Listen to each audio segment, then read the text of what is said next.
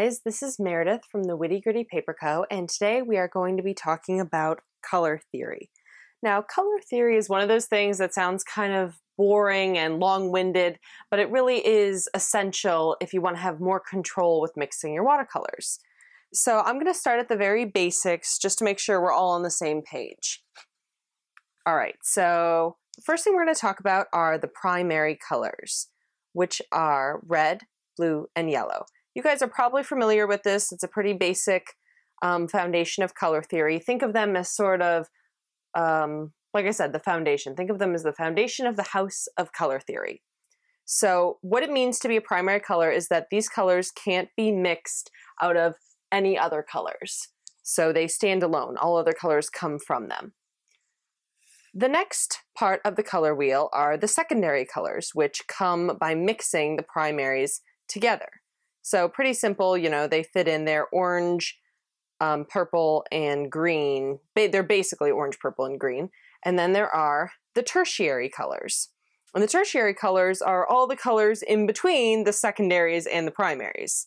So this is, you know, pretty easy to understand, I think. That's why I made 3 wheels, so that we can sort of graduate up to understanding where colors fall on the color wheel. I'm going to leave this out.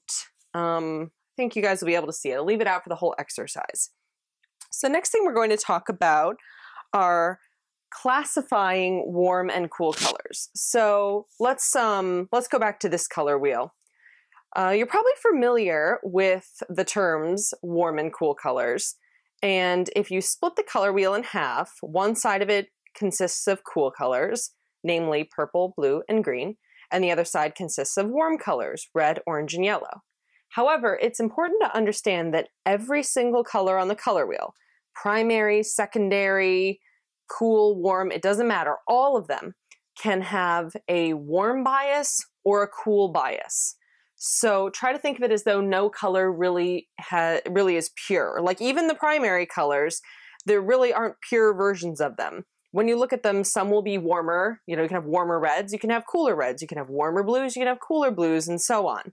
So I think that's where I personally got tripped up with color theory as I was learning it. So I'm going to show you the simplest way that I have come to think of it. So I'm hoping that this will be nice and simple for you guys to understand. So let's do this with a chart. So let's start with these 2 reds here. And I'm going to zoom in. I want you guys to be able to see this really well. Okay. So I've got 2 reds here, and one is a warm red and the other is a cool red. So let's talk about classifying them. I'm going to start with just this red on the left here. So I have to think to myself, is it a warm red or is it a cool red? And the way that I decide is I remember where red is on the color wheel. On the color wheel, red is next to orange and it's next to purple. So I'm going to look at this red on the left and I'm going to ask myself, do I see more orange in this red? Or do I see more purple in this red? Now in this red, in our case, I see more orange in this red. Orange, if you remember, is a warm color. So this is a warm red. So same principle with the other red on our paper. We're going to ask ourselves, do we see more orange in this red or do we see more purple in this red? In this case, we see more purple.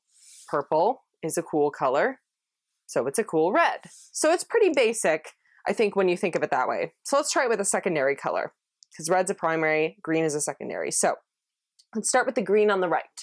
Look at this green. I'm going to ask myself, do I see more blue in this green or do I see more yellow in this green? And in this case, I see more blue in this green. So blue is a cool color. This on the right is a cool green. Same exact thing with the other side. Do I see more yellow or do I see more blue? In this case, I see more yellow, so it's a warm green. All right, now the last one here is blue. And you might think this is repetitive, but the thing is, blue and orange are very unique on the color wheel. And the reason is they're smack dab in the middle of their temperature sections.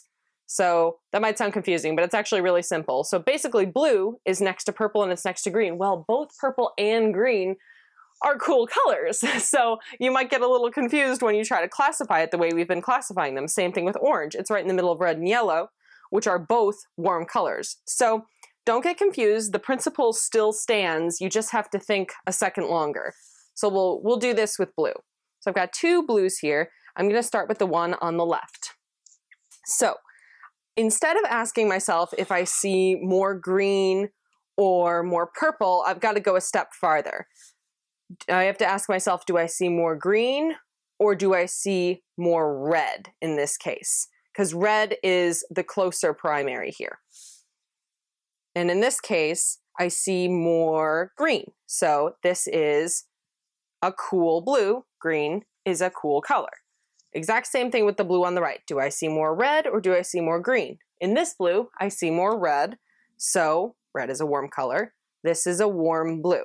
So don't get confused. It still works with blue and orange. You just have to think a second longer. It's faster with the other colors on the wheel. The next thing we're going to talk about are complementary colors. Now, they are a very simple concept. They are basically just the groups of opposites on the color wheel. So red and green, purple and yellow, orange and blue. These are all sets of complementary colors. And what it means to be a complementary color is that painted next to one another, these colors bring out each other. So they look especially vibrant and pretty and intense when they are next to each other. However, if you mix them together, you will get sort of mud colors, zombie green, you know, basically Everglades colors, because they neutralize each other. So they're opposites, they look great next to each other, but if you mix them together, they will neutralize each other. So if that's what you're going for, then they're perfect for that. But if you just want to keep the colors nice and tense and clean, then make sure they don't muddy up each other. So that's pretty simple. Just opposites on the color wheel are the complementaries. And this works. These aren't the only groups of complementary colors. Anything that is opposite on the color wheel is its complementary color. So you could take any shade on any color wheel, and the one that was directly opposite it on the color wheel would be its complement. Okay, so I hope that's pretty comprehensive. I think it's hard to find comprehensive information about color theory without it getting too technical. So now we're going to talk about color mixing, and let me zoom out. The way that I like to mix my colors is I like to use a split primary system. So let me make sure you guys can see it. And I want to do this with you. We're going to do this together. So I've started here by swatching out 3 warm primaries, so primary colors with a warm bias, and 3 cool primaries. Same thing, primaries with a cool bias. And let's do this together. I've drawn a circle, and feel free to stop this video or rewind. You can rewatch the beginning a few times. I know I packed a lot of information into a couple minutes, so feel free to do that before we start. I'm just gonna dive right in. So I'm gonna start with my warm red. And if you want a list of the colors I'm using, I'll have it in the description. So I'm gonna start with my warm red and a damp brush. So I'm just gonna swatch that in right there, and we'll see what happens. Now next I'm going to take my warm yellow here, and let's put it here. And now we want them to meet in the middle. To get all of our next colors, we're going to have them meet in the middle. I'm using a little hot press block here, so they're probably going to dry pretty darn quickly. I'm going to try to see if I can stay ahead. I need a little bit more red here. It's getting a little too muddy for my taste. Keep mixing, and hopefully we'll get some orange. Oh, that's pretty. I like that. Kind of a sunset orange.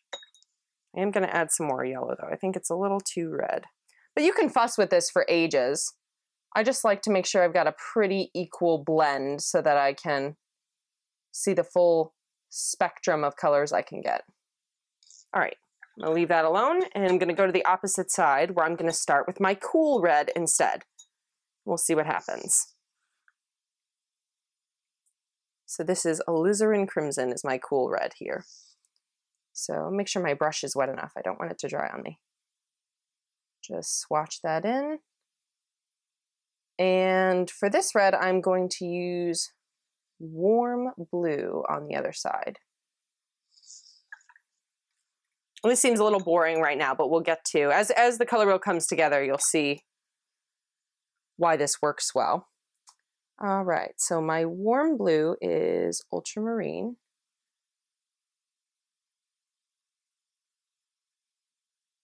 Let's just get that in, get that down.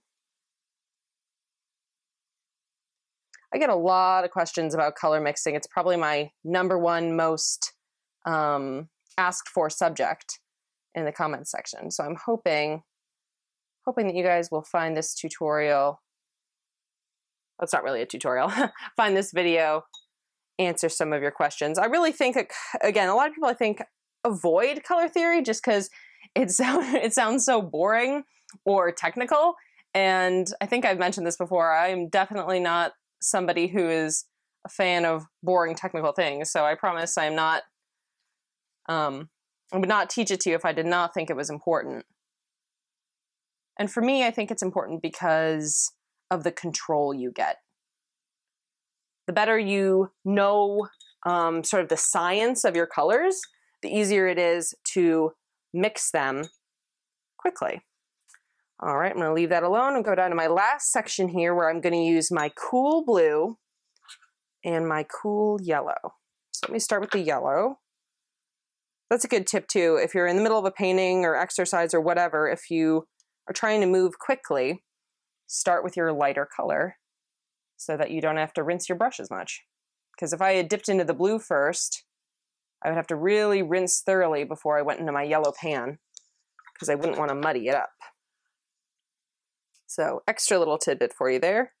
All right, gonna go in with my cool blue and we'll make green.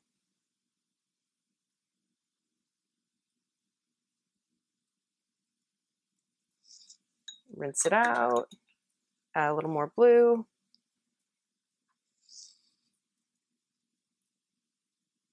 Now you're probably thinking to yourself as you watch this, well, what would happen if you mixed your warm red with your cool blue? Why don't I do that? Well, it seems to be that the farther away colors are on a color wheel, the less intense colors they make. So let's try that. Let's mix together some of our warm red and our cool blue, and let's see what happens. So I'm laying in some warm red, rinse my brush and grab that cool blue. It's kind of yucky. It's like a almost black, purplish mud color. It's not too bad. Sometimes it looks worse. It's funny some of the colors you come up with when you're trying to make a color wheel. So if I wanted a cleaner purple, I would use the two colors I've swatched out here. I would use my cooler red and my warmer blue to make this, you know, sort of nicer mauve-y color. Whereas if I use these two, this is what I get. So the reason I like this system, like I said, is it sort of keeps the intensities intact. So let's try something else. Let's try, let's try mixing together cool red and cool yellow. Let's see what happens. So we'll get our cool red up here, Alizarin crimson, and we'll grab some cool yellow, which I think is Winsor lemon. Don't quote me on that, but I think it is. Let's see. All right, so we get this kind of muddier clay, orange clay color. I feel like clay is how I want to describe it. So if you were going for that, then that's perfect. But if you wanted something paler and cleaner, then you'd use your warm red and your warm yellow. So basically, the more you try things, the more you're going to know about color theory. But this is the way that I like to mix because you can do it with a very limited palette. This is only 6 colors. Look at all the colors we've got from just 6 colors. I mean, I think that's pretty good, especially if you're a beginner just starting out and you want to become a better artist. You don't have a lot of money to spend. This is the perfect way for you to sort of get introduced to mixing colors. So let's do one more thing. Let's mix together some of the complements. Let's mix together some red and some green. because we know that they are going to neutralize each other. So say I wanted to make myself a fabulous neutral. I'm going to cheat a little here and take some green from the tube. And just mix them together, and they really, as you can see, they really do make mud. And you'll get this with all the complements. Yellow and purple, you know, just to talk about them again, yellow and purple, red and green, and orange and blue are all complements that will neutralize each other. So I've still got some blank space here. Let's keep mixing. This is fun. All right, what do I want to try? Let's try warm blue and warm red and see what kind of a purple they make. So warm red, and let's try some warm blue. And really, guys, practice with this. I know making color wheels doesn't sound like a lot of fun, but it will really help you become a better artist. The more you can do with the less you have, your craft will just really improve. So this is kind of a nice color. It's not too bad. It is muddy, but I kind of like it. I like the hue. I like this purpley red. So let's do a little bit more. I'm really enjoying this. Can you tell this video is like longer than I planned because I'm having fun mixing colors. Okay, let's do some more complements. Let's do some warm blue and orange. So put in some warm blue. And I'm going to cheat again and take a pre-mixed orange just to save time here. And once again, we get sort of mud. Kind of cool though, like purple mud. I wasn't expecting that. So see, I'm still learning things. All right, guys. Well, I hope this helped. Please leave me any questions or comments you may have in the comment section below, and I'll be sure to give you my best answer. And I want to thank you so much for watching. If you like this video, please give it a thumbs up and subscribe to our channel. And thanks again for watching. Happy painting.